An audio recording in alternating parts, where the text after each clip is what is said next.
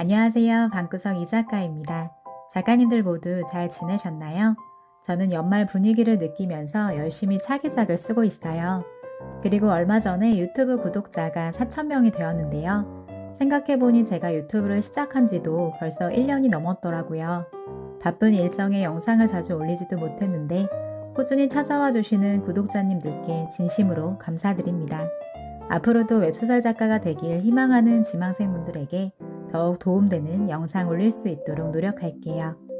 근황에 이어서 이번 영상에서는 웹소설 작가의 장점과 단점을 얘기해 보려고 해요. 4년차 웹소설 작가의 생각을 아주 솔직하게 담아봤으니까요. 웹소설 작가에 관심 있으신 분들은 참고해 보시면 좋을 것 같습니다. 끝까지 시청해 보시면 전업 작가의 장단점도 아실 수 있을 거예요. 영상을 준비하면서 처음엔 장점과 단점을 따로 써봤는데요. 그 둘을 연결해보니 신기하게도 동전의 양면 같은 모습이 있더라고요. 그래서 장점에 이어 단점을 바로 말씀드리기로 했습니다. 그럼 웹소설 작가의 장점 첫 번째부터 알려드릴게요. 바로 시간과 공간에 제약이 없다는 것입니다. 다른 프리랜서 직업을 가진 분들에게도 공통적으로 해당하는 장점일 텐데요. 웹소설 작가는 사무실도 출퇴근 시간도 정해져 있지 않기 때문에 자신이 원하는 공간에서 편하게 작업할 수 있어요. 직장과 가까운 곳으로 이사 갈 필요도 없고요. 또 일정 관리만 잘 한다면 언제든 시간을 빼서 여행을 가거나 개인적인 시간을 가질 수도 있습니다. 그러면 이 부분에 대한 단점도 바로 얘기해 볼게요. 시간을 자유롭게 쓸 수 있다 보니 시간을 낭비하기가 쉽습니다.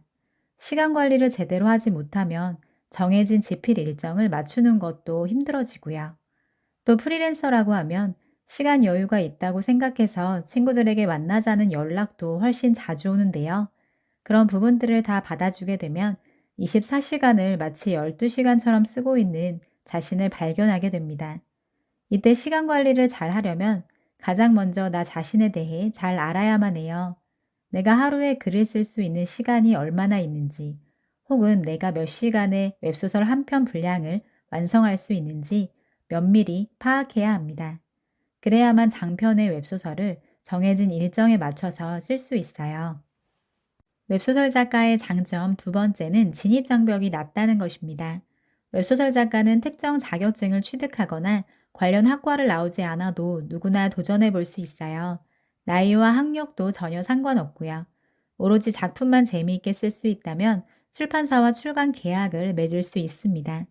일반적으로 우리는 어떠한 직업을 갖기 위해 대학에 들어가서 전공 과정을 거치거나 자격증을 준비하기도 하는데요. 웹소설 작가는 이러한 시간을 절약할 수 있다는 게 큰 장점이죠.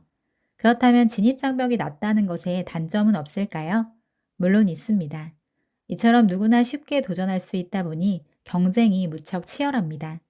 웹소설 시장이 폭발적으로 성장하면서 웹소설 작가 지망생의 숫자도 그만큼 늘어났는데요. 이제는 공모전에서 당선되거나 출판사 투고에 합격하는 일도 전보다 더 어려워졌습니다. 프로 작가들조차 플랫폼 심사에서 떨어지는 경우가 허다하고요. 나한테 쉬우면 남들한테도 쉽고 나한테 어려우면 남들한테도 어려울 수 있듯이 내가 웹소설 시장에 쉽게 도전한 만큼 다른 사람들도 쉽게 웹소설 시장에 들어올 수 있다는 걸 알고 있어야 할 것 같습니다. 그럼 이제 웹소설 작가의 장점 세 번째를 얘기해 볼게요.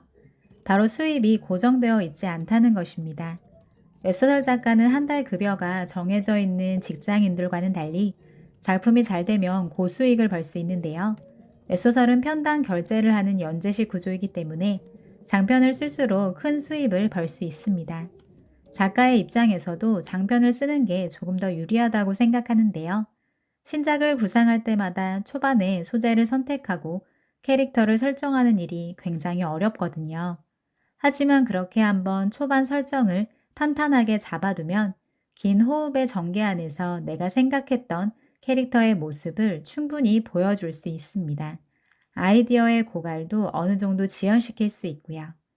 장편의 연재가 끝나고 나면 이북으로 출간되거나 웹툰이나 드라마와 같은 2차 저작물로 제작되어 추가적인 수입도 벌 수 있는데요. 백덕수 작가님의 현대 판타지 소설 데뷔 못하면 죽는 병 걸림이라는 작품이 이북으로 출간된 첫날 하루 판매액만 11억 원을 넘었다고 하더라고요. 이처럼 작품이 대중들에게 큰 인기를 얻는다면 상상 이상으로 많은 돈을 벌 수 있는 것이 웹소설 시장의 가장 큰 매력이라고 생각합니다. 하지만 수입이 고정되어 있지 않다는 건 어떤 면에선 큰 단점이 될 수도 있습니다. 웹소설로 고수익을 번다는 건 작품이 잘 됐을 때를 전제하는 얘기니까요. 만일 내가 쓴 작품이 인기가 없다면 치킨값도 안 되는 인세를 벌 수밖에 없어요. 또 어느 정도 인세를 벌었다고 해도 수입이 일정하지 않기 때문에 생활이 불안할 수밖에 없습니다. 또 프리랜서라서 대출을 받는 일도 쉽지 않죠. 문제는 이런 상황에서도 작품을 플랫폼에 런칭했다면 완결까지 연재를 이어가야 한다는 것이에요. 인세도 제대로 못 벌고 독자들의 반응도 없는 작품을 끝까지 쓴다는 건 정말 기운 빠지는 일이니까요. 웹소설 작가의 장점 네 번째는 성장감과 자기 효능감을 느낄 수 있다는 것입니다. 글은 쓰면 쓸수록 필력이 좋아지기 때문에 점점 나아지는 자신의 모습에서 성장감과 자기 효능감을 느낄 수 있습니다. 완성된 창작물을 보고 그동안 한 번도 느껴보지 못했던 뿌듯함을 경험할 수도 있고요. 반면 웹소설 작가가 되면 자신의 작품을 다른 작품들과 끝없이 비교하면서 절망감을 느끼기도 쉽습니다. 작가가 되면 자연스럽게 내글 구려병에 걸리게 되는데요. 이 병의 증상은 내가 쓴 작품이 다른 작품에 비해 너무 형편없게 느껴지는 것이에요. 그러다 보니 자존감도 덩달아 낮아지고 그 상태에서 안 좋은 댓글이라도 작품에 달리면 멘탈이 쿠쿠다스처럼 부서져 버리죠. 저 역시 웹소설 작가가 되고 나서 숫자에 굉장히 예민해졌는데요. 작품 순위가 떨어지거나 조회수가 더 이상 올라가지 않으면 기분이 안 좋아지더라고요. 안 좋은 댓글을 보면 괜히 우울해지고요. 그래서 이제부턴 조회수나 순위를 수시로 확인하는 일은 하지 않으려고 해요.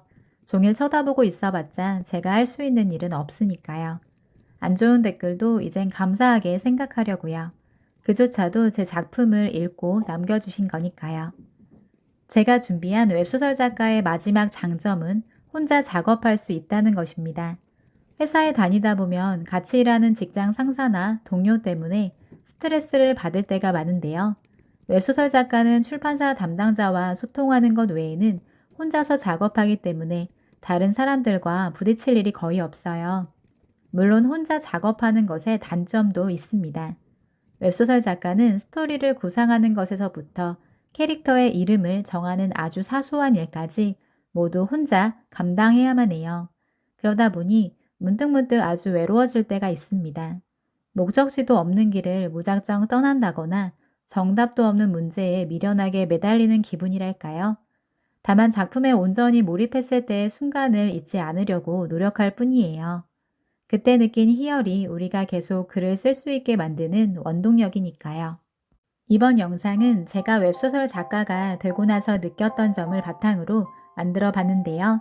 만일 이 영상을 보시고 단점보다 장점이 크게 와닿는 분들이 계신다면 웹소설 작가에 한번 도전해 보셔도 좋을 것 같아요. 단점이 마음에 걸리시는 분들은 이 부분을 어떻게 극복할지 고민해 보셔도 좋을 것 같습니다. 물론 영상의 내용은 지극히 제 개인적인 생각일 뿐이니 참고만 해주세요. 어느덧 눈이 펑펑 쏟아지는 12월이 됐는데요. 소중한 사람들과 어느 때보다 따뜻한 연말 보내시길 바라겠습니다. 오늘도 영상 시청해주셔서 진심으로 감사드리고요. 구독과 좋아요도 부탁드립니다. 그럼 우리 다음에 또 만나요.